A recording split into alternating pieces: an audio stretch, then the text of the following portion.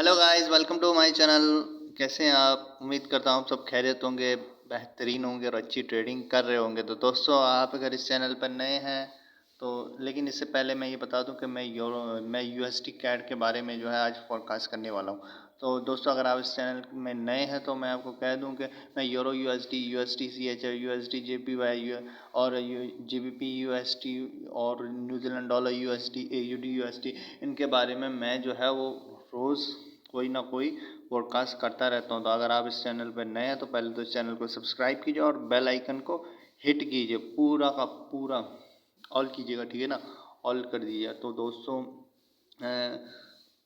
दोस्तों चलिए वीडियो शुरू करते हैं। तो दोस्तों, यूएसडी कैड के बारे में मैं जो है वो आपको बताने वाला हूँ। यूएसडी कैड आप देख सकते हैं दोस्तों, यहाँ से मैंने इसको बाय कर दिया है। ये थोड़ा सा नीचे भी आया था, ये अभी ऊपर जा रहा है और भी ऊपर जाएगा, यहाँ तक गया।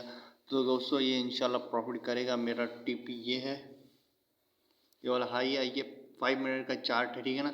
ये मेरा टीपी है। तो इंशाल्लाह फॉर मैंने यूएसडी कैड खरीदा हुआ है।